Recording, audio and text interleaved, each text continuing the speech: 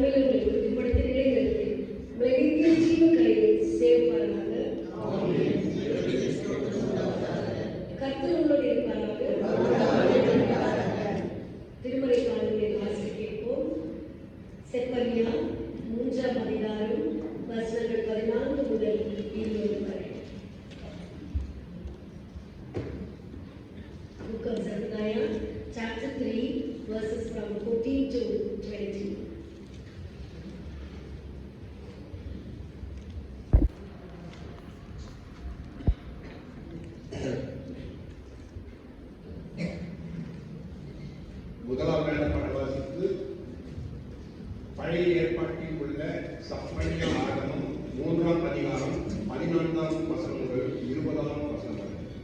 செப்பனியா 3ஆம் அதிகாரம் 14 முதல் 20 வரையிலான வசனங்கள். சீயோன் குமாரத்தியே கம்பீரித்து பாடு, இஸ்ரவேலரே ஆர்ப்பரியுங்கள், எருசலேம் குமாரத்தியே நீ முழு இருதயத்தோடும் மகிழ்ந்து களிகூறு. கர்த்தர் உன் ஆக்கினைகளை அகற்றி உன் சத்துருக்களை விளக்கினார். இஸ்ரவேலின் ராஜாவாகிய கர்த்தர் உன் நடுவே இருக்கிறார். இனி தீங்கை காணாதிருப்பாய். அந்நாளிலே எருசலேமை பார்த்து பயப்படாதே என்றும், சீயோனை பார்த்து உன் கைகளை தளர விடாதே என்றும் சொல்லப்படும். உன் தேவனாகிய கர்த்தர் உன் நடுவில் இருக்கிறார். அவர் வல்லமை உள்ளவர். அவர் ரட்சிப்பார். அவர் உன் பேரில் சந்தோஷமாய் மகிழ்ந்து தம்முடைய அன்பின் நிமித்தம் அமர்ந்திருப்பார். அவர் உன் பேரில் கம்பீரமாய் பலி கூறுவார். உன் சபையின் மனுஷராய் இருந்து பண்டிகை ஆசரிப்பில்லாமையால் உண்டான நிந்தை நிமித்தம் சஞ்சலப்பட்டவர்களை நான் ஏகமாய் கூட்டிக் கொள்வேன். இதோ அக்காலத்திலே உன்னை சிறுமைப்படுத்தின யாவரையும் தண்டிப்பேன். நுண்ணியானவனை ரட்சித்து தள்ளுண்டவனை சேர்த்துக் கொள்வேன். அவர்கள் வெட்கம் அனுபவித்த சகல தேசங்களிலும் அவர்களுக்கு புகழ்ச்சியும் குறிப்பையும் உண்டாக செய்வேன். அக்காலத்திலே உங்களை கூட்டிக் கொண்டு வருவேன். அக்காலத்திலே உங்களை சேர்த்துக் கொள்ளுவேன். உங்கள் கண் காண நான் உங்கள் சிறையில் வைத்திருக்கும் போது பூமியில் உள்ள சகல ஜனங்களுக்குள்ளும் நான் உங்களை கீர்த்தியும் புகழ்ச்சியுமாக வைப்பேன் என்று கர்த்தர் சொல்லுகிறார் என்பதே முதலாம் வேலைப்பாடம். வாசித்தாயிற்று. நற்செய்தி பாடத்துக்காக நாங்கள் அமர்ந்து எழுந்திருப்போம்.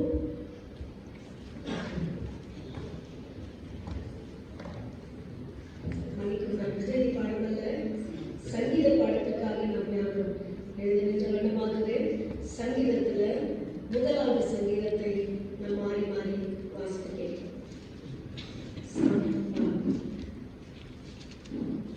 துன்மார்க்கருடைய ஆலோசனை நடவாமலும் பாவிகளுடைய வழியில் இல்லாமலும் பரியாசக்காரன் உட்காரத்தில் உட்காராமலும்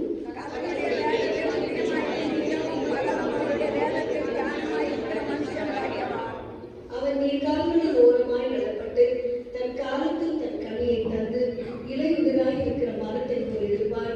அவன் செய்வதெல்லாம் வாய்க்கும்.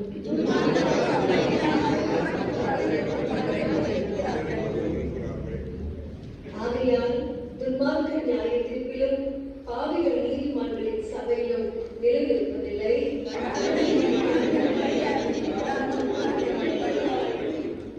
பிதாவுக்கும் குமாரனுக்கும் பரிசுத்தாவிக்கும் மகிமை உண்டாவதாக.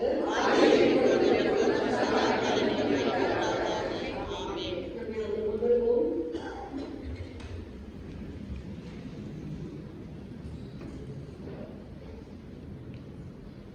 ஸ்தோத்திரம் செய்கிறே ரட்சகரே, ஸ்தோத்திரம் செய்கிறே பாடலை நாம் சேர்ந்து பாடுவோம். கீர்த்தனை 79 79.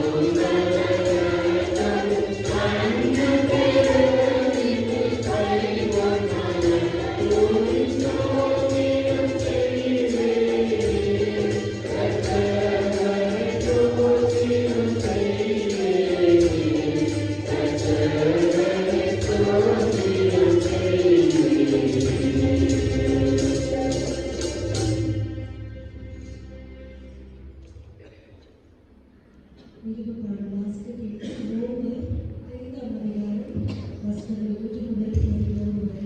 Book of Romans chapter 5 verses number 1 to 11.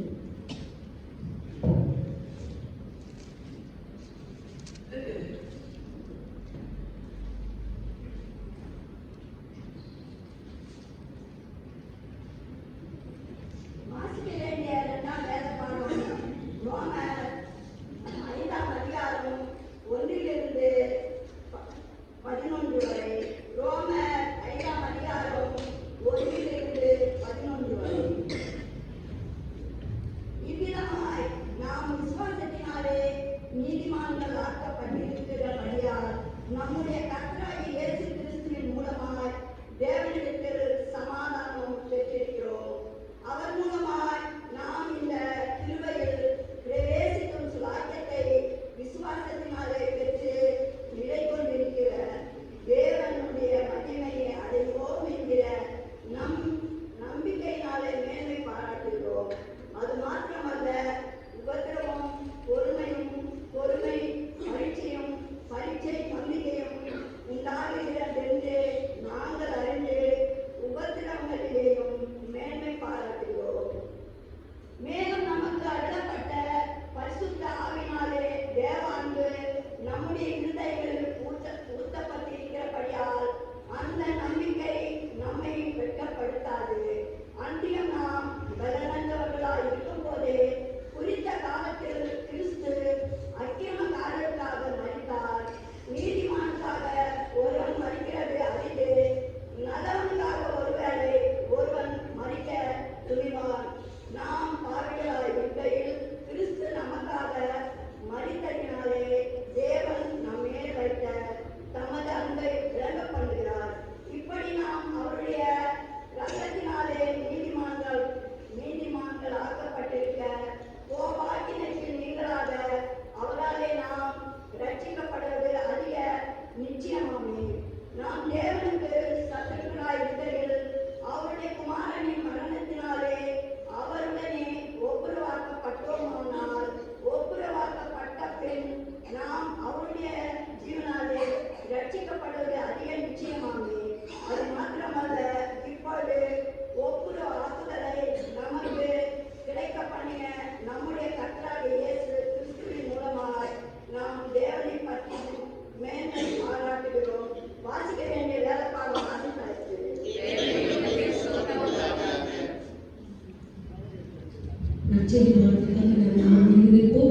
Mark எழுதின சுவிசேஷம் 4ஆம் அதிகாரம் வசனங்கள் 35 முதல் 41 வரை. Gospel according to St. Mark chapter 4 verses from 35 to 41.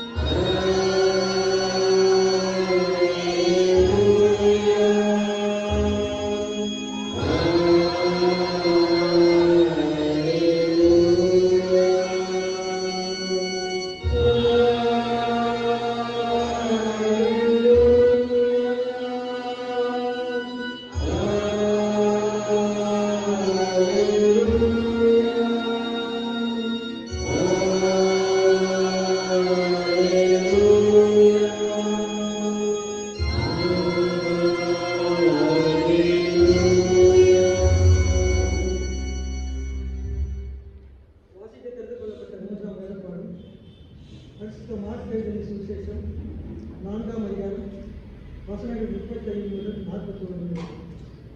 The time is selected from the Gospel according to St. Mark, chapter 4, verses from 35 to 41. அன்று சாயங்காலத்தில் அவர் அவரை நோக்கி, அக்கறைக்கு போகும் வாருங்கள் என்றார். அவர்கள் ஜனங்களை அனுப்பிவிட்டு அவர் படவில் இருந்தபடியே அவரை கொண்டு போனார்கள். வேறே படவுகளும் அவரோடு கூட இருந்தது. அப்பொழுது பலத்த சுழல் காற்று உண்டாகி படகு நிரம்பத்தக்கதாக அலைகள் அதன் மேல் மோதிற்று. கப்பலின் பின்னணியத்தில் அவரது தலையணையை வைத்து நித்திரையாயிருந்தார். அவர்கள் அவரை எழுப்பி, போதகரே, நாங்கள் மடிந்து போகிறது உமக்கு கவலை இல்லையா என்றார்கள்.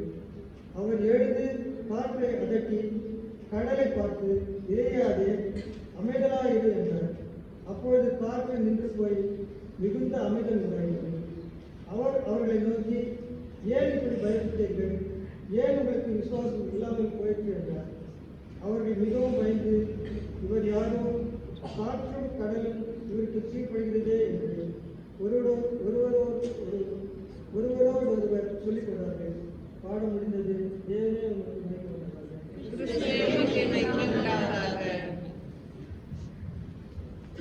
வருவோம்.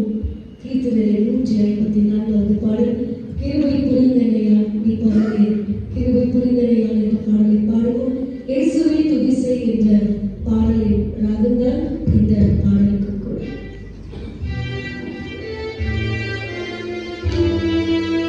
கிருபை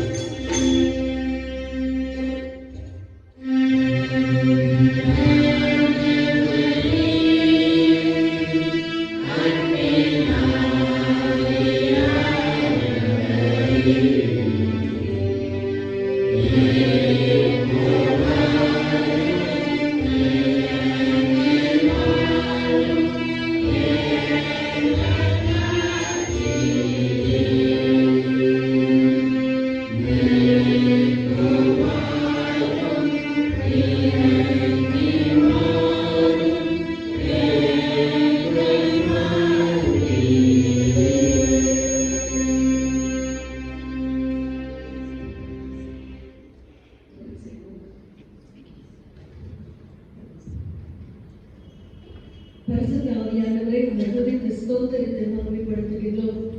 இந்த புத்தாண்டுக்குள்ள உங்கள் அன்பின் கரத்தை பிடித்து நாங்கள் நுழைந்திருக்கின்றோம் சுவாமி. உடைய வார்த்தை மகிமை நிறைந்தவை, ஜீவனுடையவை, வல்லமை கொண்ட உடைய வார்த்தையை தியானிக்கும்படியாக அவளோடு உடைய பாதத்தில் அமர்ந்திருக்கின்ற உடைய அன்பு பிள்ளைகளை உடைய பாதத்தில் சமர்ப்பித்து நன்றி கூறி உடைய பரிசுத்த ஆவியின் வல்லமையும் இடைப்படுவதையும் நாங்கள் வேண்டுகின்றோம். எங்களோடு கூட நீர் பேசுகிறாங்க. இந்த வார்த்தையானது எங்களுக்கு ஆசீர்வாதமாக இருக்கிறது. பாராட்டும் இயேசு கிறிஸ்துவ ஜெபம் கேளும் எங்கள் தூய பிதாவே. ஆமென். கிறிஸ்துக்கள் திருமணங்களே உங்கள் யாவருக்கும் புத்தாண்டின் நல் வாழ்த்துக்களை, இறை ஆசீர்வாதத்தை மீண்டுமாக உங்களுக்கு தெரிவித்துக் கொள்கின்றேன். இந்த ஆண்டு முழுவதும் கர்த்தருடைய வார்த்தையை கேட்கும் பொழுதும் தியானிக்கும் பொழுதும் ஆண்டவர் உங்களோடு கூட இடைப்பட வேண்டும். அதுதான் என்னுடைய விருப்பமும் என்னுடைய ஜெபமும் கூட. அவருடைய வார்த்தை ஒன்றும் வீணாக போகக்கூடாது. நீங்கள் வாசிக்கும் போதும் வீணாக போகக்கூடாது. வார்த்தைகளை எந்த இடத்துல கேட்டாலும் சரி வீணாக போகக்கூடாது. அவை உங்களுடைய வாழ்க்கையில் வேரூன்றி நீங்கள் அதற்கேற்ப வாழ வேண்டும் என்று சொல்லிதான் உங்களை நான் வாழ்க்கை ஆசீர்வதிக்கின்றேன். யாராவது ஒருவர் வாசியுங்கள்.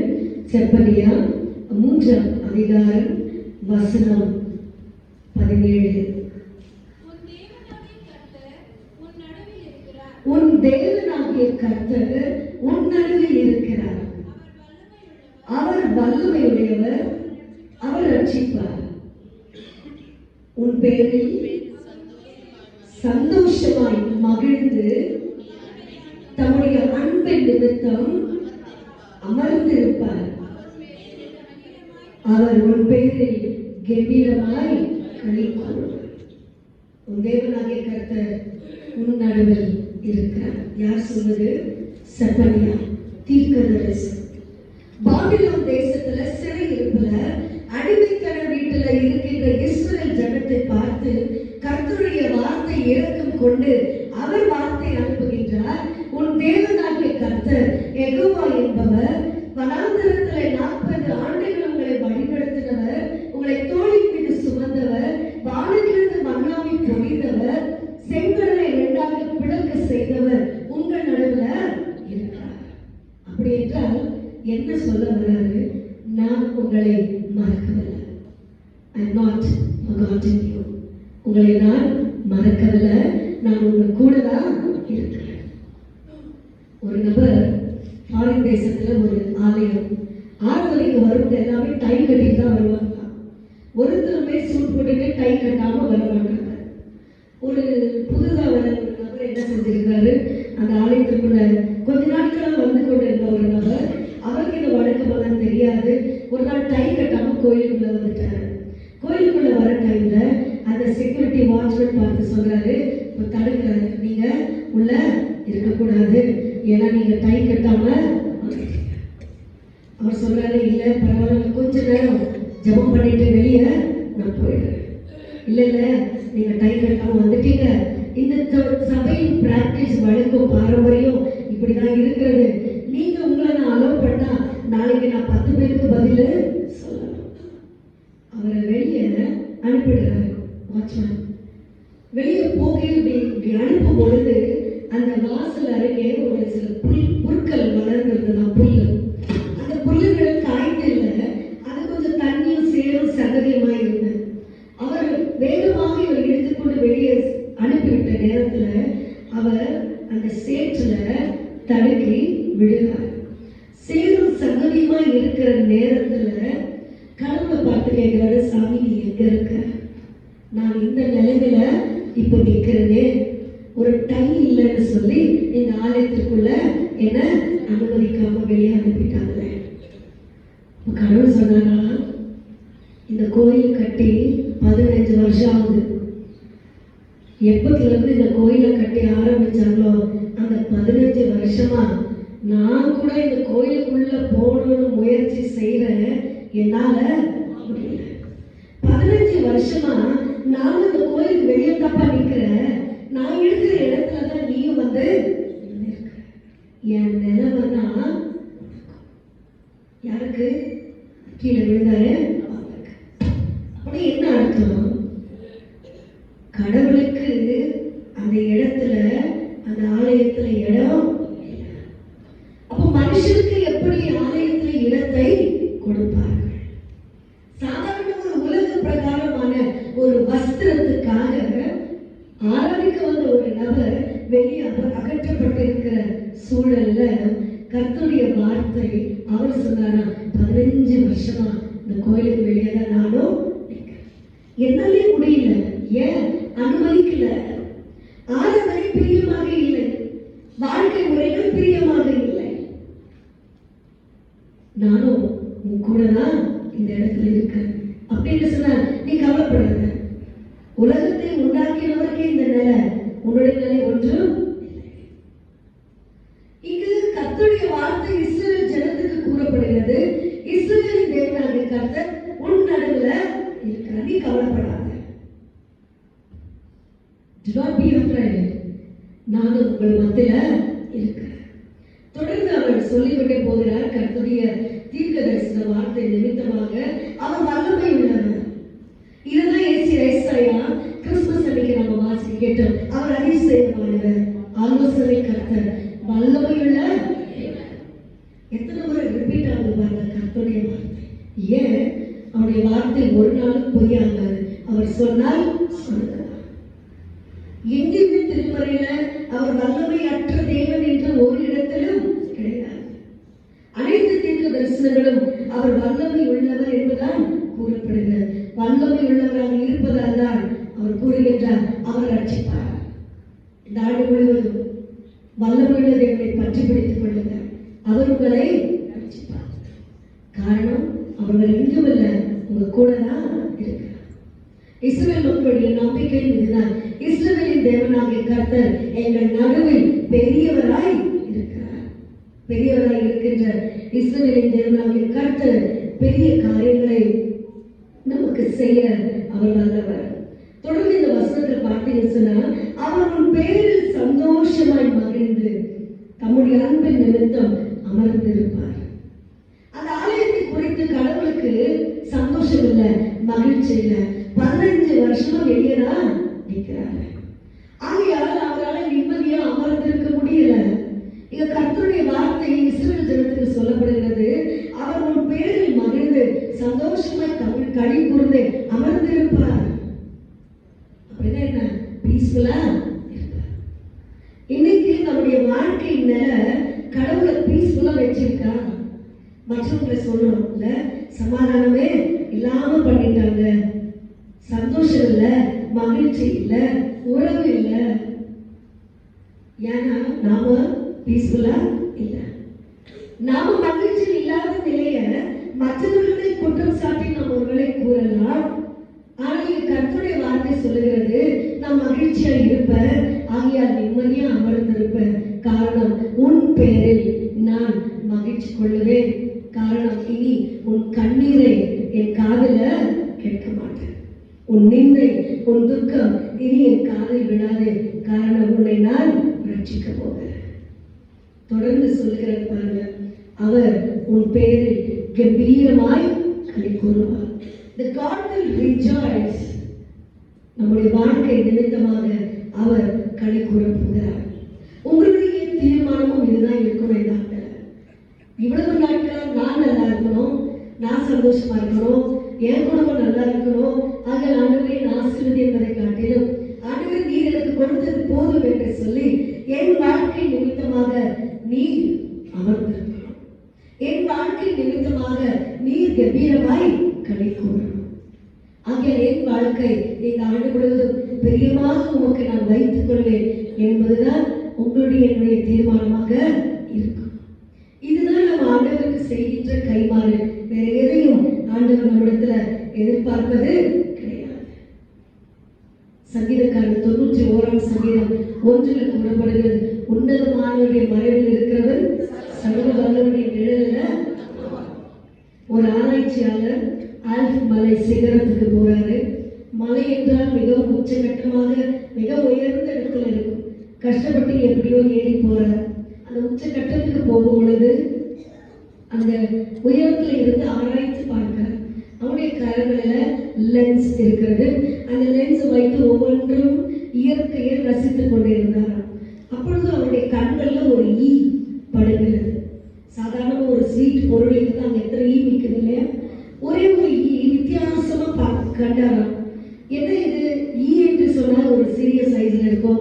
ஆனா இது பார்த்தா மிகவும் கொஞ்சம் பெரிய சைஸா இருக்கு. கடவுளுடைய படைப்பு வித்தியாசமா இருக்கிறது என்று சொல்லி இன்னும் ஆழமாக அந்த லென்ஸ் வைத்து ஒரு ஆராய்ச்சி செய்து கொண்டிருந்தார். அந்த லென்ஸ் மூலமாக அவர் கண்டுபிடித்த ஒரு காரியம் என்னன்னு சொன்னால், அந்த ஈ சைஸ்ல நிறத்துல மட்டும் வித்தியாசம் அல்ல, அந்த ஈனுடைய கால்களில் ரோமங்கள் இருக்கிறதா. ரோமம் என்று சொன்னால் முடி. வித்தியாசமாக இருக்கு. என்ன இது? ஈயோட காலை தெரிவதே ரொம்ப கஷ்டம். அந்த காலில் அது ரொம்ப மெலிசா இருக்கும் பாருங்க, கண்ணுக்கே தெரியாது. அந்த கால்களில் அடர்த்தியான ரோமங்கள் இருக்கிறதா. அப்போ அவர் என்ன சொல்ல வர்றாரு?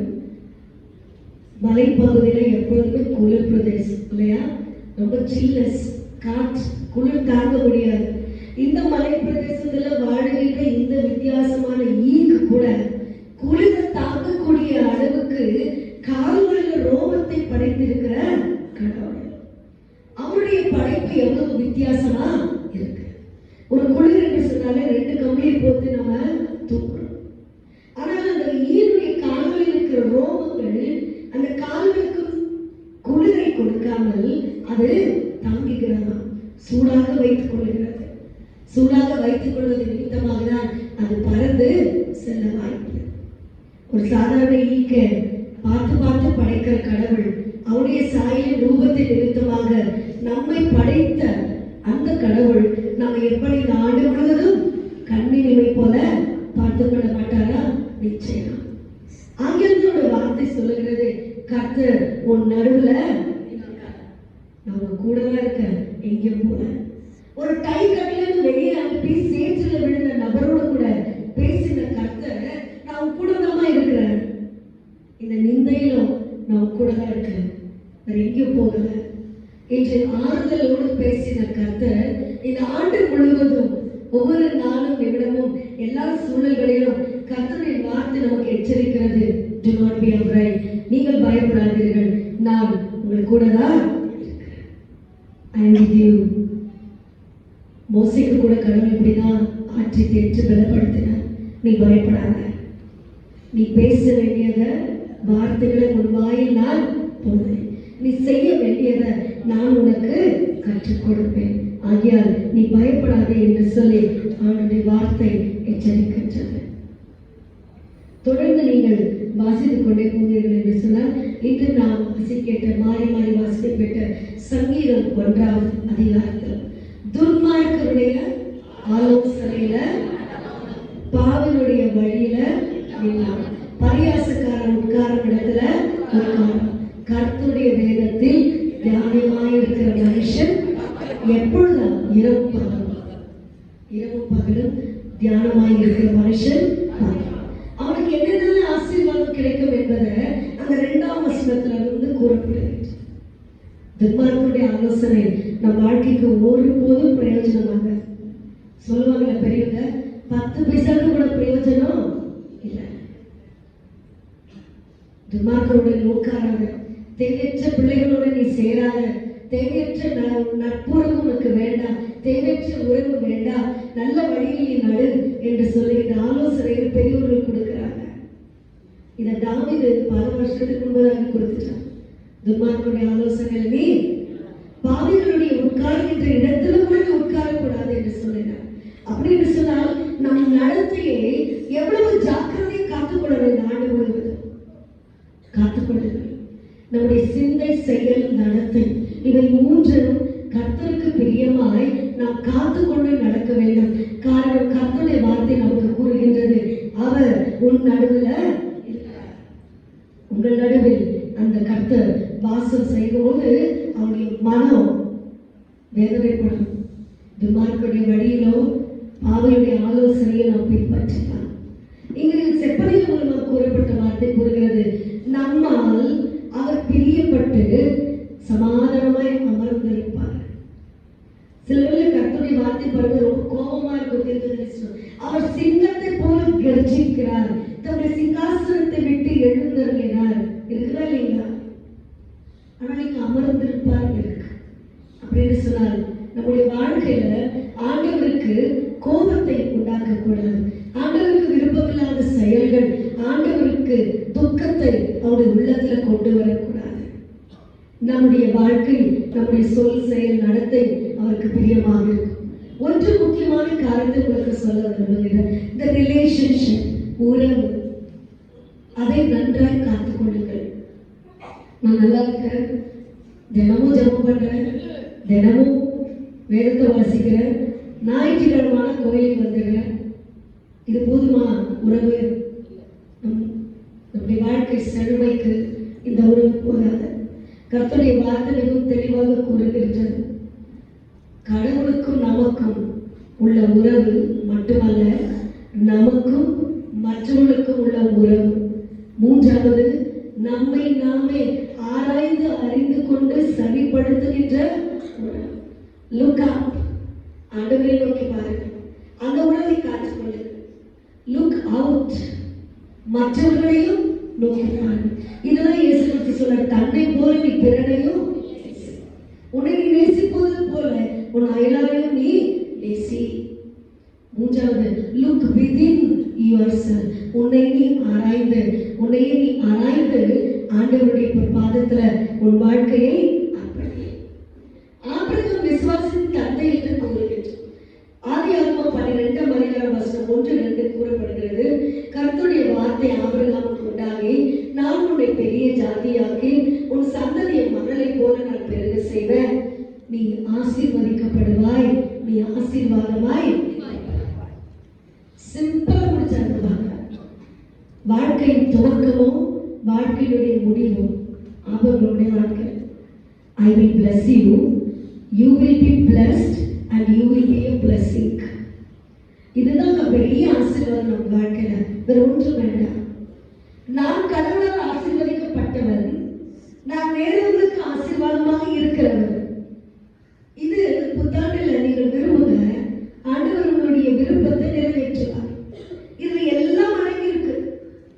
சமாதானம், சந்தோஷம், ஞானம், கல்வி வரம், புத்தி கூர்மை, அறிவு கூர்மை, வேலையில பணி செய்கிற இடத்துல உயர்வு, வாழ்க்கையை எதிர்பார்க்கிற எல்லாவித ஈவுகள், பிள்ளைகளுடைய வாழ்க்கையை எதிர்பார்க்கிற ஆசீர்வாதங்கள், திருமண காரியங்கள், வேலை வாய்ப்பு, பிள்ளை பாக்கியங்கள் எல்லாம் அடங்கி இருக்கிறது. இது ஏன்? யார் ஆசீர்வதிப்பது? கர்த்தர். அவருடைய ஆசீர்வாதம் பரிபூர்ணமா இருக்கும், குறைவாக இருக்க. பரிபூர்ண ஆசீர்வாதம். அதில் கர்த்தருடைய வார்த்தை ஆபிரகாமுக்கு கூறப்படுகிறது, நீ ஆசீர்வதிக்கப்படுவாய், நீ ஆசீர்வாதமாய் இருப்பாய். இப்ப நான் உங்களை ஒரு கேள்வி கேட்டேன்னா, இது ரெண்டுல உங்களுக்கு எது வேணும்னு கேட்டா நீங்க எதை சூஸ் பண்ணுவீங்க? நீ ஆசீர்வதிக்கப்படுவாய் கர்த்தரா, நீ ஆசீர்வாதமாய் இருப்பாய், எது வேணும் உங்களுக்கு? எது வேணும்? ஒன்னு சூஸ் பண்ணீங்களா, ரெண்டாவது சூஸ் பண்ணீங்களா? முதல் வேணும்ன்றவங்க தயவுசெய்து கை தூக்குங்க. ரெண்டாவது? ரெண்டு வேணும். ஒரு பதில் கூட இல்லையே எங்கள்கிட்ட. ரெண்டு இருந்தாலும் யாரெல்லாம் முதல் வேணும்னு சொன்னீங்களோ, கர்த்தரால் ஆசீர்வதிக்கப்பட வேணும்னு சொல்லி சுயநலமா மாறிடுவோம். We will be selfish. அவர் ஆசீர்வாதம் பெற்ற பிறகு நமக்கே வைத்துக் கொள்ளும். ஆனா ரெண்டாவது இருக்கு பாருங்க, நீ ஆசீர்வாதமாய் இருப்பாய், அதுதான் ஆண்டவருக்கு மிக முக்கியம். அவர் கொடுத்தாலும் கொடுக்காவிட்டாலும் நீங்க கொடுத்து பாருங்க, இருக்கிறத அவர் கொடுத்து கொண்டே இருப்பார். ரெண்டு வேணும்னு சொல்லி ஒரு பதில் கூட இல்லை. ரெண்டாவது மிக முக்கியம் தெரியுமானவர்களே, நீ ஆசீர்வாதமாய் பிறருக்கு இருப்பதுதான் முக்கியம். இன்னைக்கு நம்மகிட்ட ஒரு 10 ரூபாய் இருக்கு, அல்லது நம்ம வீட்டுல நிறைவான ஆகாரம் இருக்கு, ஒரு பசியா இருக்கிற நம்ம கிட்ட வந்து ஒரு சாப்பாடு கேட்கிறப்ப என்கிட்ட இருந்து நான் கொடுக்குறேன் பாருங்க, அதுதான் நான் மற்றவங்களுக்கு ஆசீர்வாதமா இருப்பேன். ஒரு கஷ்டத்துக்கு ஒரு உதவின்னு வரப்போ நம்ம கொடுக்குறோம் பாருங்க, அதுதான் கடவுள் நம்மை ஆசீர்வாதமாக வைத்திருப்பது. பிறருக்கு ஆசீர்வாதமா இருப்பது மிக உன்னதமானது. அதை வைத்துதான் கடவுள் கொடுத்து கொண்டே இருப்பார். ஐயோ, நான் கொடுத்தாலும் கொடுக்காவிட்டாலும் என் பிள்ளை கொடுத்து கொண்டே இருக்கிறேன், உதவி கரமா இருக்கிறேன், கையை நீட்டி கையை கொடுக்காம கையை சுருக்கி வைக்காம இருக்கிறதுல பகிர்ந்து கொள்ளுது. ஆக நான் இன்னும் அதிகமா that is important. நீங்கள் ஆசீர்வாதமாய் இருப்பது விரும்புங்க. இந்த ஆண்டில் அதை நீங்க ஆண்டவருக்கு கேளுங்க. ஆண்டவரே, நீங்க கொடுங்க நான் கேட்பதை காட்டிலும் நான் பிறருக்கு கொடுக்கணும், நான் ஆசீர்வதிக்கப்பட வேண்டும் என்பதை காட்டிலும் நான் ஆசீர்வாதமாய் இருக்கணும் என்பதை நான் விரும்புகின்றேன். அதற்கேற்ப என் வாழ்க்கையை நடத்தும் என்று சொல்லி நீங்கள் ஆண்டவரிடம் கேளுங்கள். வாசிக்க நற்செய்தி பகுதி மார்க் 4ஆம் அதிகாரம் வசனம் 35 முதல் 41 வரை. யாராவது ஒரு வாசிங்கள். மார்க் 4:35.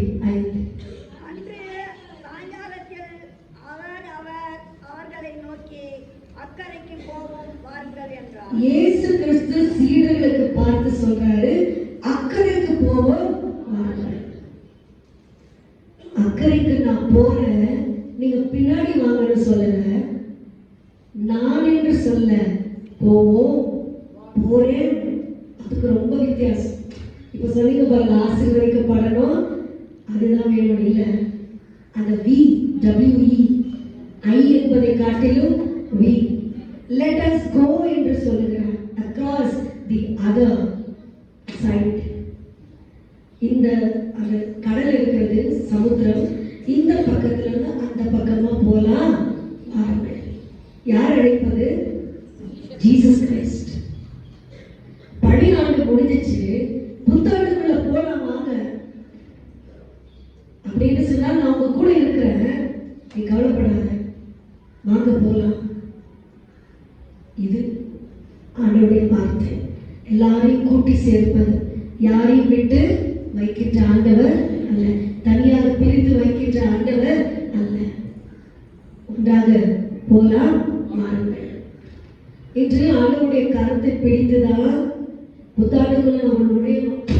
அவரை விட்டுட்டு நான் மட்டும் நுழைஞ்சு போறேன், இந்த வருஷம் ஃபுல்லா எனக்கு ரொம்ப சந்தோஷமா இருக்கும்னு நினைச்சோம்னா இங்கேயோ ஒரு இடத்துல நம்ம அப்படியே விழுந்துருவோம்.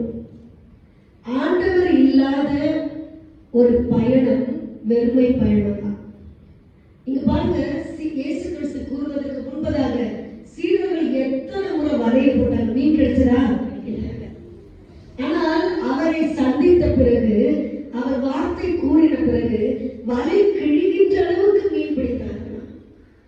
பேதுருவால் அந்த வலைய இழுக்கவே முடியல.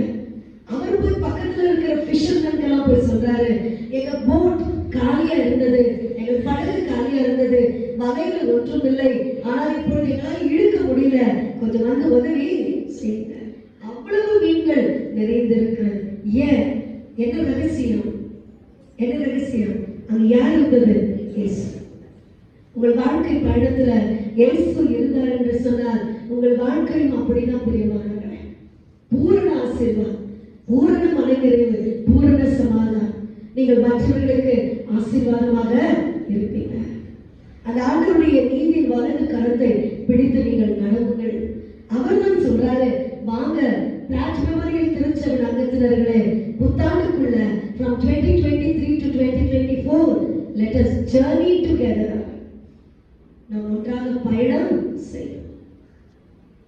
அந்த சத்தத்திற்கு நீங்க செவிசாய்க்கணும். இந்த நாள் முதலாவது நாள், இந்த ஆண்டுல முதல் தருணத்தை ஆண்டவருக்கென்று செலுத்திருக்கீங்க. இந்த ஆலய ஆரம்பத்தை முடிந்து நீங்கள் சமுதாயத்துக்குள்ள ஜனங்களை பார்க்க போறீங்க. எல்லாரையும் பார்த்து சந்தோஷத்தோடு கை குலுக்கி ஹாப்பி நியூ இயர் என்று கூறுகிறேன். அந்த ஹாப்பி என்று சொல்லுகிறோம் பார்த்தீங்களா, சந்தோஷமான புத்தாண்டு. ஏன்? இயேசு உங்கள் நடுவில் போகிறார். ஆகையால் you are happy and you are going to make others also happy. இதுதான் ஆசீர்வதிக்கப்படுவாய், நீ ஆசீர்வாதமாய் இருப்பாய். தாளந்து பூமியில கூட இதுதான். 5 தாளந்து 2 தாளந்து 1 தாளந்து கொடுத்தாங்களா இல்லையா? மற்றவர்களுக்கு ஆசீர்வாதமாக அதை பெருக செய்தனர். அது உங்க கையில தாங்க இருக்குது. நன்மைகளையும் கடவுளிடத்துல கிருபையை பெற்றுக்கொள்வது. ஒரு நல்ல பாடல் பாடுனீங்க, கிருபை புரிந்தனையால் நீ பரதே, கிருபை புரிந்தனை ஆள். அந்த ஆள் என்ற வார்த்தைக்கு எவ்வளவு அர்த்தம் தெரியுமா? ரூல். ஆண்டுக்குள் ஆண்டவரே எப்படி கிருபையா என்னை ஆண்டுக்குள். அந்த பாடலை ரொம்ப இரக்கத்தோடு கெஞ்சி பாடணும் ஆண்டவர். கிருபை புரிந்தனையால் நீ பரதே.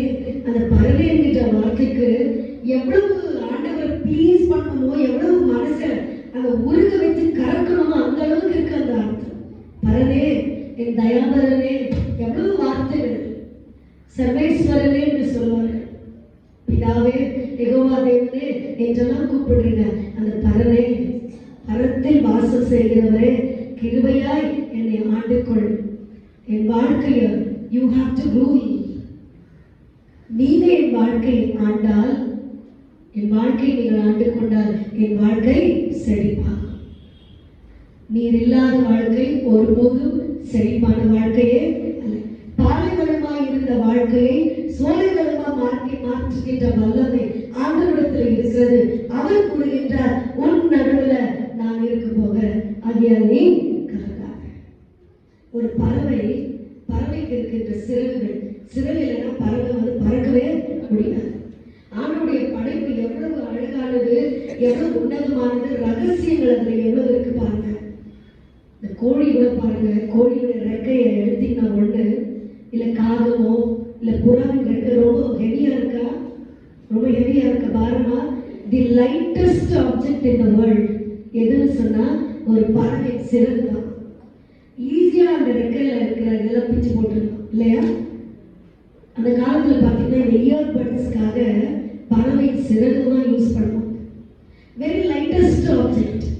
அந்த சிறகுகளை நாம் எடுத்து போட்ட பிறகு அந்த நடு தண்டு இருக்கு பாருங்க, ஒயிட் கலர்ல, அது ரொம்ப ஹெவியா இருக்காது, பாரமா இருக்கு, ரொம்ப லைட்டா இருக்கும். அதை நீங்க உழைச்சி பார்த்தீங்கன்னு சொன்னா காலியா இருக்கும். அது உள்ள ஸ்ட்ரா போல இளநீர் குடிக்கிறீங்க, ஸ்ட்ரா அது உள்ள என்ன இருக்குதா? ஒண்ணும் இல்லை. அது போல ஒவ்வொரு பறவை சிறகுல இருக்கிற அந்த நடு தண்டு ரொம்ப லைட்டா இருக்கும், ஹாலோவா இருக்கும், காலியா இருக்கும். அதுல ஆண்டவருடைய ரகசியத்தை ஆராய்ச்சியாளர்கள் எப்படி கண்டுபிடித்து ஆண்டவருடைய நாமத்தை மகிமைப்படுத்துகிறார்கள் என்று சொன்னால், அந்த ஒரு சிறகு அதுல இருக்கிற அந்த நடு தண்டு இருக்கிற அதுல 600 கிளைகள் இருக்கிறதா, 600 branches. அந்த 600 கிளைகளுக்கு ஒவ்வொரு இடையிலுமே 800 ஸ்மால் குயில்ஸ் இருக்கிறது என்று கூறுகிறார்கள், பார்பீன்ஸ். ஏற்கனவே 600 கிளைகள் இருக்கு. 600 கிளைகளுக்கு இடையில 800 ஸ்மால் பிரான்ச்சஸ், சின்ன சின்ன கிளைகள் இருக்கிறதா. அதோடு முடியல, ஒரு சிறகுல ஒட்டுமொத்த கவுண்ட் பண்ணா 30 மில்லியன் பார்பி செல்ஸ் அந்த சிறகுல இருக்கிறது என்று சொல்லி ஆராய்ச்சியாளர்கள் கண்டுபிடித்திருக்காங்க. இதோடு முடியல, பறவை கீழே இருக்குது, இப்போ மேல பறக்கணும். பறப்பதற்கு முன்பதாக என்ன செய்த, ரெக்கையை தூக்கி கொண்டது இல்லையா? ஏரோப்ளேன் கூட அப்படிதான். அது பறப்புக்கு முன்பதாக அதோட விங்ஸ் என்ன செய்தது, இந்த ரெக்கையை அது உயர்த்தும் பொழுது இந்த 600 branches, 800 ஸ்மால் branches இருக்குது பாருங்க. அந்த 800 ஸ்மால் branches உடைய இடையில நம்ம டி-ஷர்ட்ஸ் அல்லது இந்த ஜர்க்கின்ஸ் எல்லாம் போடுவோம். அதுக்கு ஜிப் என்று ஒன்று இருக்கிறது. அந்த ஜிப்போட அமைப்பு பார்த்தீங்கன்னா சின்னதா அப்படியே ரொம்ப நீட்டா இருக்கும். அது போன்ற அமைப்பு அந்த 800 சின்ன கிளை இருக்கு பார்த்தீங்களா, அதுல இருக்கிறதா பாருங்க. என்ன செய்யும், உயரமாக பறக்கும் பொழுது இப்ப ஜிப் நம்ம பூட்டும் பொழுது ஒன்றோடு இணைந்து இன்டர்லாக்ஸ் இல்லைங்களா? அது போலதான் இந்த பேர்டுடைய சிறகுல கூட அது ஒன்று பூட்டி கொள்ளுமா பாருங்க. எப்பொழுது லாக் பண்ணுதோமோ அப்பதான் அந்த பறவையுடைய சிறகு உயர்கிறது, பறக்க ஆரம்பிக்கிறது. மேல பறந்த பிறகு அந்த பறவை மேல இருந்து கீழே இருக்கும். அப்ப பூட்டப்பட்ட லாக் பண்ணப்பட்ட அந்த இன்டர்லாக் ஆனப்பட்ட அந்த ஜிப் போன்ற அமைப்பு இட் ஓபன்ஸ். அது ஒன்றை ஒன்று பிரிந்த பிறகு கீழே வர வாய்ப்பு. ஆனா ஒண்ணு என்ன தெரியல, இந்த பறவைக்கு தெரியாது அதோட ஒரு சிறகுல 30 மில்லியன் பார்பி செல்ஸ் அடங்கி இருக்கிறது. பறவைக்கு தெரியாது, அது பாடிட்டாரு. ஆனா மனுஷனுடைய ஞானமோ கடவுள் கொடுத்த அறிவு புத்தி கூர்மையோ இதை கண்டுபிடித்திருக்கிறது. ஒரு பறவை சிறகுக்குள்ள இவ்வளவு விஷயங்கள் அடங்கியிருக்கு. எப்படி அந்த ஆராய்ச்சியாளர் ஆல்ப் மலை சிகரத்துல ஒரு ஈனுடைய கால்களில் அடர்த்தியான ரோமங்கள் இருக்கிறதை கண்டுபிடித்து கடவுள் பார்த்து பார்த்து ஒன்றரை படைச்சிருக்கிறார் என்று ஆராய்ச்சியாளர்கள் கண்டுபிடித்து ஆண்டவருடைய படைப்பை புகழ்ந்தார்களோ, நம்மை படைத்த ஆண்டவர் எவ்வளவு யோசித்து யோசித்து படைத்திருப்பார். இந்த மைண்ட் இருக்குது, அந்த பிரெயின், மனசு, கை, கரங்கள், கால், நல்லது செய்யணும்னு சொல்லி கைகளை படைத்திருக்கிறார். நல்ல பாதையில் நடக்கணும்னு சொல்லி கால்களை படைத்திருக்கிறார். நற்சிந்தையை சிந்திக்கணும்னு சொல்லி மனதை படைத்திருக்கிறார். உள்ளத்துல ஆண்டவருடைய அன்போடு கூட ஆண்டவர் வாசம் செய்கிற ஸ்தலமாக இருக்கணும்னு சொல்லி நம்ம இருதயத்தை நம்மால பார்க்கவே முடியாது. ஆண்டவரை கூட நேரடியாக காணவே முடியாது. ஆனால் அந்த இருதயத்தில் வாசம் செய்ய குடிக்கொள்ள வார்த்தையானவர் மாமிசமாக பிறந்து வந்தாரே, இதை நாம் எப்படி காத்து கொண்டிருக்கிறோம்? ஒரு பறவைக்கு தெரியாத ரகசியம் மனிதனுக்கு தெரிகிறது. நம்முடைய வாழ்க்கையில நம்முடைய ஆயுசு நாட்கள் நமக்கே தெரியாது, ஆனால் ஆண்டவருக்கு தெரியும். சில நம்ம பேசும்போது சொல்றோம், செக் வச்சிருக்காங்க இல்ல, எங்க போனாலும் ஒரு செக். ஆண்டவர் பாருங்க, நீ நல்லா வாழுங்கிறார், நல்ல செழுமையா இரு, நீ 4 பேருக்கு நல்லது செய், உன் ஆயுசு நாள் யார் கையில இருக்கு? என் கையில இருக்குது. உன் ஆயுசு நாட்கள் முடிவு என் கையில. முடிவு அது மட்டுமல்ல, மரணம் வந்த பின்பு நீ எங்க இருக்கணும் என்பது தீர்மானம், the decision making is in me. அது என்னில் இருக்கிறது. என்னுடைய ஜட்ஜ்மெண்ட், என்னுடைய நியாய தீர்ப்பு பிரகாரம் தான் என்னுடைய ஸ்தலத்தில் வாசம் செய்வதோ இல்ல சத்ரு ஆண்டவர் இருக்கின்ற இடத்தில் வாசம் செய்வதோ தீர்மானத்தை யார் கையில் இருக்கிறது? நம்மளால நின்று ஆண்டவரை கேட்க முடியுமா? அந்த நாள்ல ஆண்டவர், நான் என்ன தப்பு செஞ்சேன்? என் பாதைகள் என்ன தீமையா இருந்தது? நான் எந்த துரோகத்தை நான் செய்தேன்? ஏன் எனக்கு இந்த ஒரு காரியம்? உங்களிடத்தில் வாசம் செய்ய எனக்கு ஒரு ஸ்தலம் இல்லையோ என்று நம்மளால கேட்க முடியுமா உரிமையா? இந்த ஆண்டு முழுவதும் ஆண்டவருக்கு பிரியமான வாழ்க்கை, ஆண்டவருக்கு பிரியமான செயல், இந்த இருதயம் இருக்குது. அது நாம வாழ மட்டும் ஆண்டவர் படைக்கலங்க, ஆண்டவர் வாசம் செய்வதற்காகவே அதிகமாக படைத்திருக்கிறார். உங்கள் உள்ளம் ஆண்டவர் வாசம் செய்யும் ஸ்தலம். நம்ம நினைக்கிறோம் கோயிலுக்குள்ளதான் ஆண்டவர் இருக்கிறார், சர்ச்சுக்குள்ள, ஆலயத்துக்குள்ள இல்ல.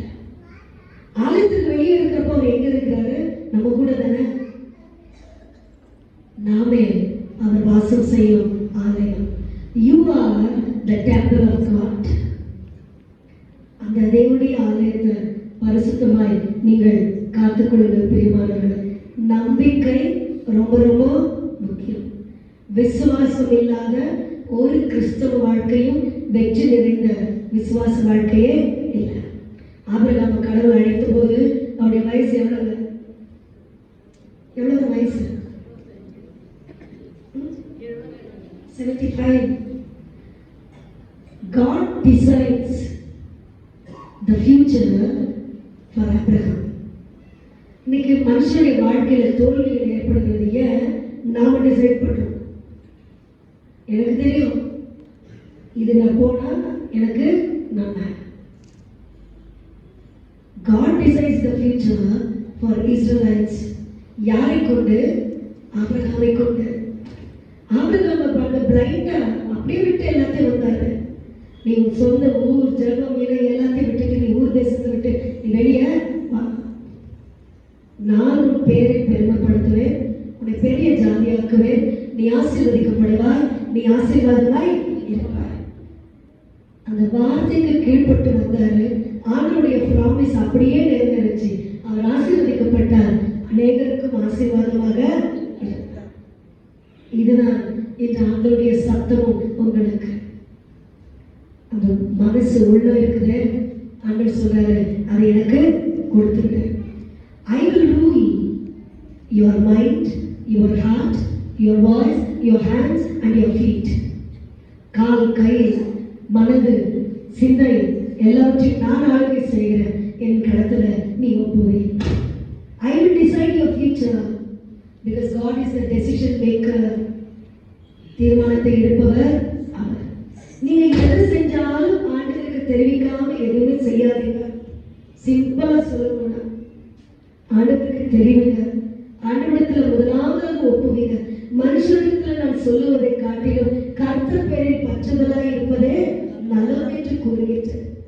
ஆண்டவருடைய கொண்டுள்ள உறவில் நீங்கள் பலமாய் இருக்கும்போது எந்த சத்துருவானமும் உங்களுக்கு எதிராக நிற்கவே முடியாது. இதுதான் செப்பனியா 3ஆம் அதிகாரத்துல முடிவா சொல்லப்படுகிறது. உன் சத்துருக்கள் உனக்கு இனி இருக்க மாட்டார்கள். நான் உன்னை சத்துருக்களின் பிடியிலிருந்து விடுவிப்பேன். I will deliver you from your enemies. இதை விட்டா வேற என்ன ஆசீர்வாதம் நமக்கு வேணும்? ஆண்டவரே, நான் மற்றவருக்கு ஆசீர்வாதமாய் நாடுல இருக்கணும். அப்படி என்று சொன்னால் இட் இஸ் அண்டர்ஸ்டுட், ஈஸியா புரிந்து கொள்ளலாம். கடவுளை ஆசீர்வதிச்சிருக்காங்க. இன்னொரு காரியம், நீங்கள் உங்களுக்கு மட்டும் ஜெபிப்பதை காட்டிலும் பிறருக்காக ஜெபிங்கள். உங்கள் வாழ்க்கையில் என்ன ஆண்டுகிறது? உறவு ஆண்டுடைய மட்டும் நல்ல உறவு வைத்துக் கொண்டால் பிரயோஜனமற்றது. இயேசு கிறிஸ்து பிதாவுகிட்ட மட்டும் உறவு வச்சுட்டு மக்களை பார்த்து பேசாம இருந்தாரா? இல்ல. தொழுநோயாளர் கூட தொட்டு குணப்படுத்தினார். பேசுறாரு, உனக்கு என்ன வேணும்? நீ எதை விரும்புகிற? நீ சுகமாக விரும்புறியா? நீ உன் படுக்கை எடுத்துக்கொண்டு தேடி போறாரு, பேசுறாரு. இன்னைக்கு ஈகோ, பிரிவு, உறவுகளில் விரிசல் அப்படி இருந்தால் தேடி செல்லுங்கள். ஆண்டவர் நம்மை தேடி வந்தாரு, நாம தேடி போலாம். அதெல்லாம் பிறருக்கு ஆசீர்வாதமாக இருந்தார். கர்த்தருடைய ஆசீர்வாதமாக.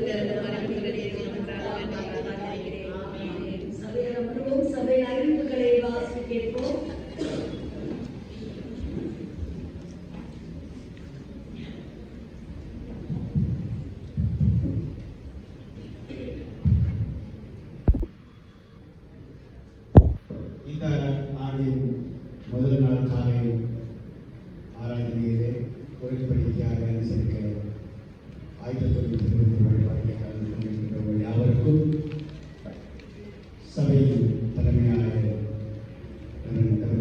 சார்பிலும் பரிபாலர் குழுவின் சார்பிலும் உங்கள் யாவருக்கும் இனிய புத்தாண்டு வாழ்த்துக்களை தெரிவித்துக் கொள்கின்றோம். On behalf of the President in charge and the Pastor Committee, we extend our greetings and wish you all a blessed New Year 2024. வருகின்ற ஞாயிறானது குடும்ப ஞாயிறாக அனுசரிக்கப்படும். காலை வழிபாடு 8 மணிக்கு நடைபெறும். நீங்கள் குடும்பமாக இதில் கலந்து கொள்ள கேட்டுக்கொள்ளப்படுகிறீர்கள். மாத்திரமல்லாமல் இந்திய நாளிலே ஒருவேளை பெற்றுக் கொள்ளாதவர்கள் நீங்கள் குடும்ப காணிக்கை வரிகளை பெற்றுக்கொண்டு வருகின்ற வார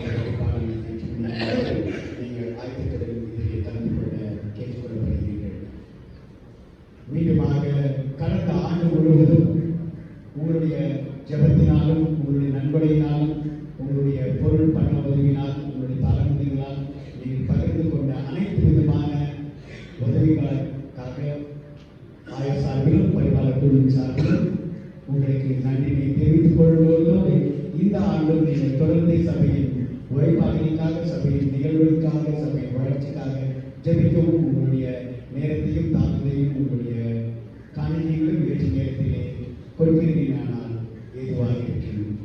வருகின்ற நாட்களிலே குடும்ப ஞாயிறு நீங்கள் குடும்பமாக சந்தித்து குடும்பமாக வழிபாட்டிலே கலந்து கொண்டு அன்றைக்கு உங்களுக்கு ஏற்பட்டிருக்கின்ற அன்பின் உபசரிப்பிலும் கலந்து கொள்ள கேட்டுக்கொள்ளப்படுகிறீர்கள். அன்றைய நாளுக்காக தேவைக்காகவும் வருகின்ற நாட்களுடைய தேவைக்காகவும் நீங்கள் செயலையோ அல்லது தொழிலையோ அணுகி அதற்கான நன்கொடைகளோ அல்லது பொருளுதவிகளையோ நீங்கள் செய்ய கேட்டுக்கொள்ளப்படுகிறீர்கள். இன்றைய நாளிலே வழிபாடுகின்ற ஆல்டர் வெளியுறவுகள் கொடுத்திருக்கிற திருமதி கிருபா குடும்பத்தினருக்கும் திருமதி அருட்காரனை கொடுத்திருக்கின்ற திருமதி மோகன் அவர் குடும்பத்தாருக்கும் சபையின் சார்பிலே வாழ்த்தினை தெரிவித்துக் கொள்கின்றோம். தொடர்ந்து சபையின் அனைத்து நபர்களுக்காகவும் ஆயருக்காகவும் பரிவார குடும்பத்தினருக்காகவும் கிளைகளான சிறு பிள்ளைகளுக்காகவும் வாலிபர்களுக்காகவும் பெரியவர்களுக்காகவும் ஜெபியுங்கள். சுகவீனமாக இருக்கிறவர்களுக்காகவும் இன்றைய நாளிலே வழிபாட்டிலே கலந்து கொள்ள இயலாதவர்களுக்காகவும் ஜெபியுங்கள். விசேஷமாக இன்றைய நாளிலே வந்திருக்கின்றது அஞ்சலா, நம்முடைய சபையின் அமுதா அண்ணாதவர்களுடைய உறவினர், அவர்களுக்காகவும் பிறந்திருக்கிற குடும்பத்தினர்களுக்காகவும் ஜெபிக்க அன்போடு கேட்டுக்கொள்ளப்படுகிறீர்கள். குடும்ப ஞாயிறு என்று இன்னும் ஒரு சில விவரங்களும் அறிவிப்புகளும் நீங்கள் தொடர்ச்சியாக கேட்க இருக்கிறீர்கள். உங்களுடைய விவரங்களும் உங்களுடைய குடும்ப விவரங்களையும் நீங்கள் அந்த நாளிலே தெரிந்து கொள்ளலாம். இன்னும் அது பூர்த்தியாக நீங்கள் கொடுக்காதவர்கள் விரைவில் கொடுக்கும்படியாக அன்போடு கேட்டுக்கொள்ளப்படுகிறீர்கள்.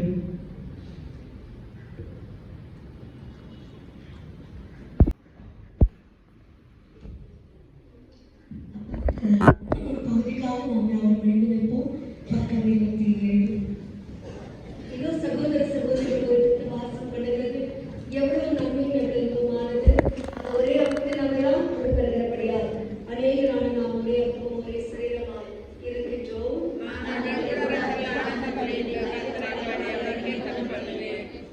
கர்த்தருடைய சமாதானம் உங்களோடு இருப்பதாக.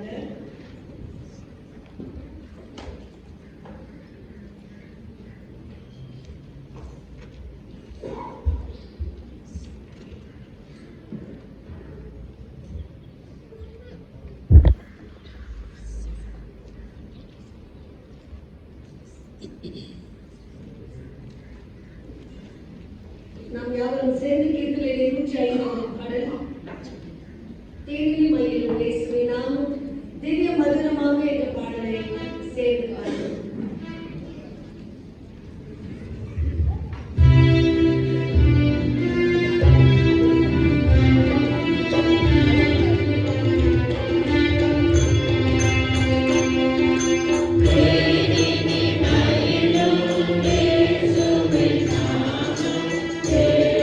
Madura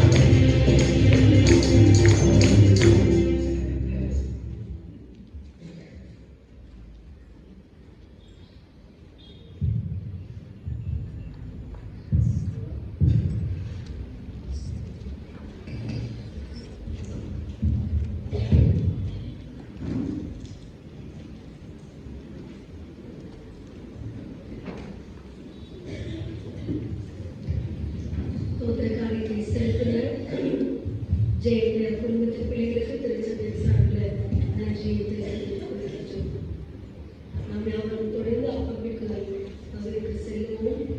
பக்கம் 27 ஜெபம் செய்வோம். பரிசுத்தத்திற்காக ஒரு வாசனத்தில் பிரவேசிப்பதற்கு புதிரும் ஜீவனமான மார்க்கத்தை உமது அருமையான குமாரனை கற்பித்தினார் எங்களுக்கு உண்டு பண்ணினீரே. நாங்கள் அபாத்திரராயினும் அவர் மூலமாக உங்களை வருகின்றோம். எங்களையும் இந்த காணிக்கைகளையும் இந்த நாம மகிமைக்காக அங்கீகரித்து உபயோகப்படியாக தாழ்வோடு வேண்டிக் கொள்கின்றோம். வானத்தில் பூமியில் உள்ளவைகளெல்லாம் உங்களுடைய உங்கள் கரத்தில் வாங்கி உங்களுக்கு கொடுக்கின்றோம். இயேசுவே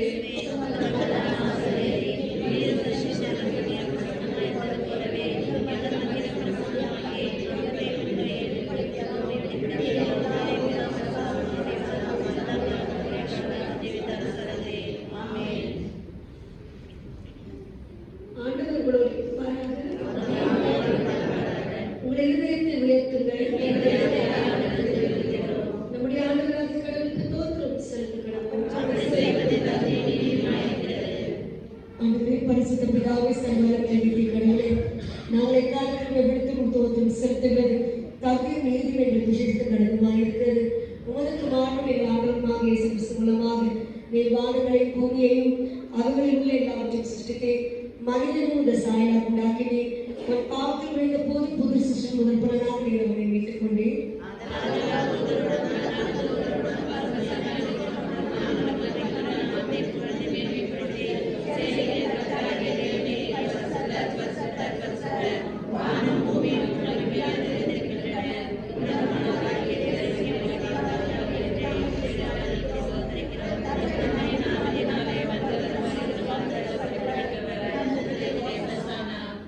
ஆம்பிதாவே, பரிசுத்தர், நீர் தோற்கடிக்கப்பட்டவர், தேவரின் மனதில் உனக்குமாய் இருக்கும் ஒரே பிறந்த குமாரனாக இயேசு கிறிஸ்து எங்கள் தாழ்மையை தடுத்துக் கொள்ளவும் சிலுவையில் மரத்தை மீட்டுக் கொள்ளவும் அவர் தந்தையே. அவர் சிலுவையில் ஒரேதான் தமிழாக எங்களுக்கு கொடுத்து சர்வலோகத்தின் பாவங்களை நிவர்த்தி செய்வதற்கு நிறைவு போதுமான பலியின் காணிக்கையின் பரிகாரத்தை செலுத்துவதும் அல்லாமல் தமது அருமையான மரணத்தை குறிப்பிட்ட ஞாபகத்தை நியமித்து தாம் திரும்ப வருமளவும் நாங்கள் அதை அனுசரித்து வரும்படி உமது பரிசுத்த சுவிசேஷத்தில் கட்டளையிட்டாரே. அவர் தாம் காட்டி கொடுக்கப்பட்ட ராத்திரியில அப்பத்தை எடுத்து ஸ்தோத்திரம் பண்ணி அதை பெற்று சிஷ்யர்களுக்கு கொடுத்து, நீங்கள் வாங்கி புசிங்கள், இது உங்களுக்காக கொடுக்கப்படுகிற என்னுடைய சரீரம், நினைவு கூறும்படி இதை செய்யுங்கள் என்றார்.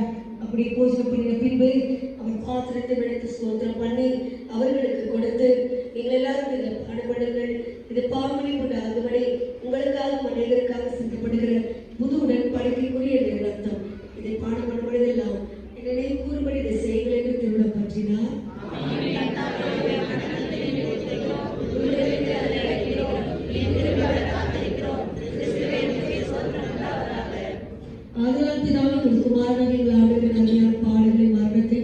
மகிமையான உயிர்த்தெழுதல் பரமேறுதல் நினைவு கூர்ந்து உமது அடியார்களை நாங்கள் அவருடைய கட்டளைப்படியே அவர் திரும்ப வருமளவும் அவரை நினைவு கூர்ந்து இதை செய்கின்றோம். அவர்களில் எங்களுக்காக நிறைவேற்ற பொருள் மீட்புக்காக உமக்கு நன்றி செலுத்துகின்றோம்.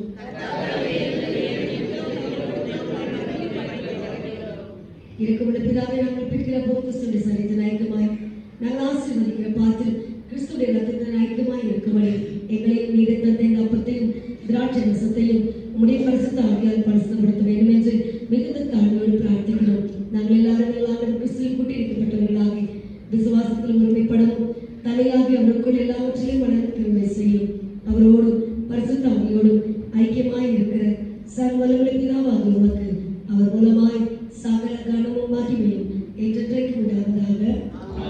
நமது ரட்சகராகிய கிறிஸ்து கற்பித்தபடி அவர்கள் நமக்கு அருளப்பட்ட தைரியத்துடைய சொல்லலாம்.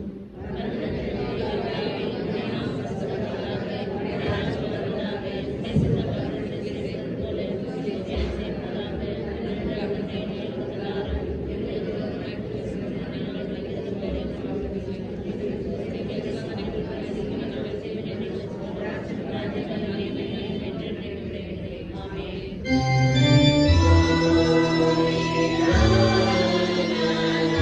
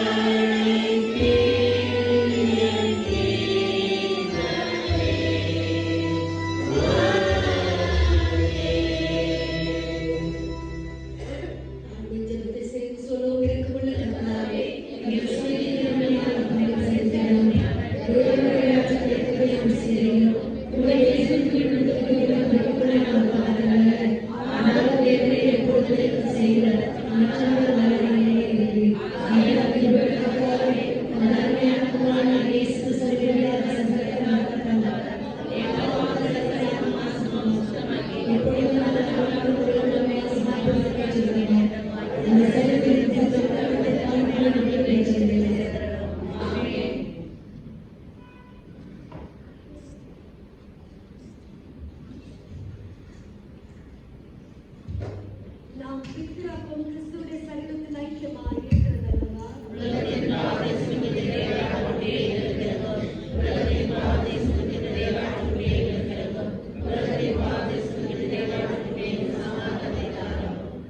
வாருங்கள், கர்த்தனை பற்றி ஆயத்தமாக இருக்கிறது வந்து Thank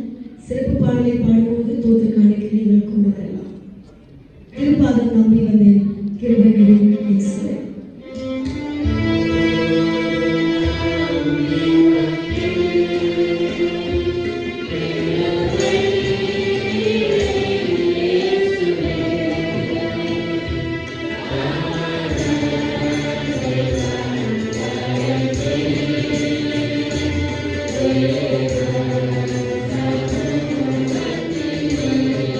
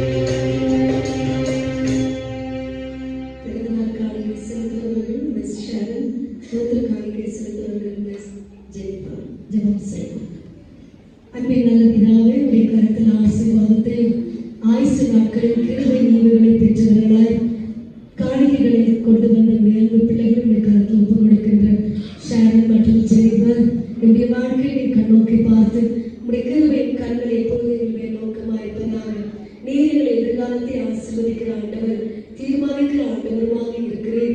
உம்முடைய கருத்துல உடைய அன்பான பிள்ளைகளுடைய வாழ்க்கையின் ஜீவனையும் ஒப்புக் கொடுக்கின்றோம்.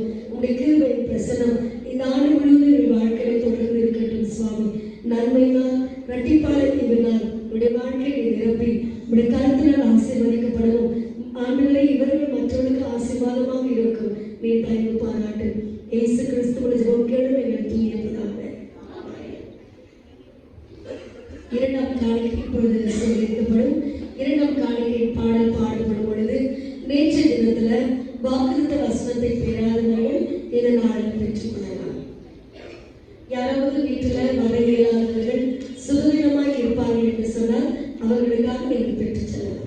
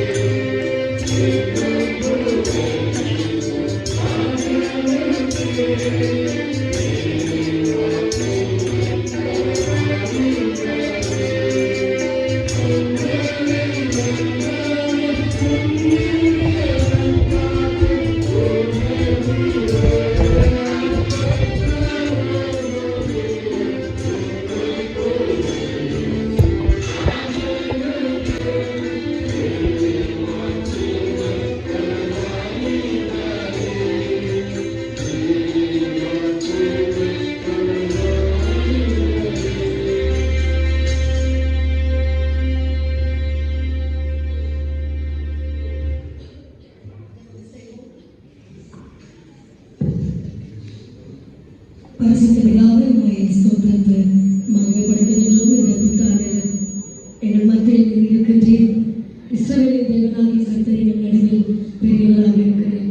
இந்த ஆண்டு முழுவதும் உன்னதமானவராக இருக்கிற என்னுடைய கருத்தில் உம்முடைய சட்டைகளின் கீழ் நான் அடைக்கலப்பட்டிருக்கிறதாக மன நிறைவையும் ஆசீர்வாதத்தையும் பூரண பரத்திலிருந்து வரும் சமாதானத்தை பெற்று உம்முடைய பிள்ளைகள் ஆண்டவரை சாட்சியோடு ஒளியின் பிள்ளைகளாக வாழத்தக்கதாக தயவு பாராட்டும்.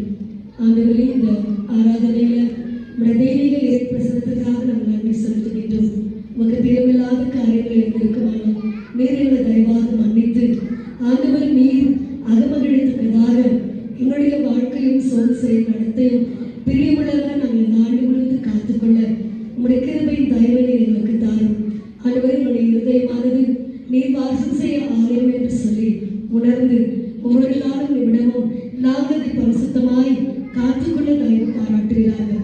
நாங்கள் இந்த சமுதாயத்திற்குள்ள இந்த புத்தாண்டுக்குள்ள நுழைய இருக்கிறோம் சுவாமி. மகிழ்ச்சியோடு இந்த புத்தாண்டின் வாழ்த்துக்களை நாங்கள் தெரிவிக்கும் பொழுது மற்றவர்களும் மகிழ்ச்சியாக வைத்துக் கொள்ளும்படியாக எங்களுடைய வாழ்க்கை இந்த கருத்தினால் ஆசீர்வதிக்கப்படும், மற்றவர்களுக்கும் ஆசீர்வாதமாக இருக்கவும் உடைய கிருபையின் ஈவுகளை எங்களுக்கு தாரும் சுவாமி. பிள்ளைகளுடைய வாழ்க்கையில பெரியோர்கள் எதிர்பார்க்கிற எல்லாவித நன்மையான ஈவுகளை நீர் இரட்டிப்பாக நீர் கூட்டி தருவீராக. இந்த ஆலயமானது இந்த ஆண்டுல பூரண ஆசீர்வாதத்தையும் சமாதானம் நிறைந்த ஆண்டை இந்த ஆலயமானது காணத்தக்கதாக தயவு பாராட்டு. ஊழியத்தின் பாதையில எடுக்கின்ற எல்லா முயற்சிகளையும் கர்த்தர் நீர் ஆசீர்வதிக்கும்படியாக தாழ்வோடு வேண்டுகின்ற எங்கள் மத்தியில் என்றும் பிரசன்னமாக இருக்கிறோம் சுவாமி. உங்களுடைய ஆலயத்தை நீர் விஸ்தாரமாக்கிறோம். இதற்கான எல்லா காரியங்களும் இந்த புத்தாண்டுல இந்த புதிய நாளில் உங்களுடைய பொற்பாதத்தில் நாங்கள் சமர்ப்பித்து மன்றாடுகின்றோம். எங்கள் தேவைகளை நாங்கள் கேட்பதற்கு முன்பதாக அறிந்திருக்கின்ற ஆண்டவர், தடைகளை தகர்க்கின்ற ஆண்டவர், கோணலானவர்களை நேராக்கி கரடானவைகளை சென்றையாக்கி ஆண்டவர் எல்லாவற்றையும் நீர் ஆயத்தப்படுத்துகின்ற ஆண்டவராக இருக்கிறேன். எங்களுக்கு வழியை நீர் ஆயத்தப்படுத்தும், எங்கள் பாதைகளை நீர் செவ்வையாக்கும். இந்த ஆண்டு முழுவதும் கிருபையான ஆண்டாக அமைய தயவு பாராட்டுகிறாங்க. உங்களுடைய ஆசீர்வாதத்தை ஒவ்வொரு பிள்ளைக்கும் பொழிந்தருகிறாங்க. இயேசு கிறிஸ்துவின் ஜெபம் கேளும் எங்கள் தூய பிதாவே. என் ஆத்துமாவே கர்த்தரை ஸ்தோத்திரி, என் முழுவதுமே பரிசுத்த நாமத்தை ஸ்தோத்திரி. என் ஆத்துமாவே கர்த்தரை ஸ்தோத்திரி. கர்த்தர் செய்த சகல உபகாரங்களை மறவாதே. ஆமென். இறை ஆசீர்வாதத்திற்கு நாம் அவரை வைத்திருப்போம். நம் மத்தியிலே பெரியவராய் இருக்கிற நம்முடைய தேவனாகிய பிதாவின் அன்பும் இயேசு கிறிஸ்துவின் கிருபையும் பரிசுத்த ஆவியாருடைய வழிநடத்துதலும் ஆசீர்வாதம் இன்றும் என்றும் சதா காலங்களிலும் நம் அனைவரோடும் இந்த புத்தாண்டு முழுவதும் நம்மோடும் நம்முடைய குடும்பத்து பிள்ளைகளோடும் என்றும் தங்கி நிலைத்திருப்பதாக.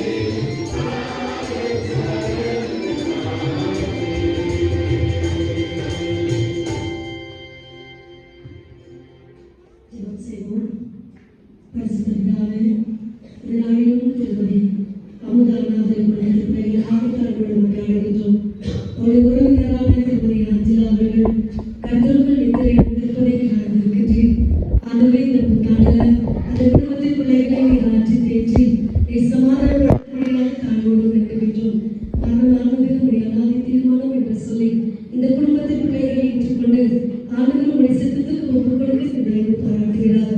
எங்களை நீர் ஆசீர்வதித்து அனுப்பிய இயேசு கிறிஸ்துவின் ஜெபம் கேளுங்கள் எங்கள் தூய பிதாவே.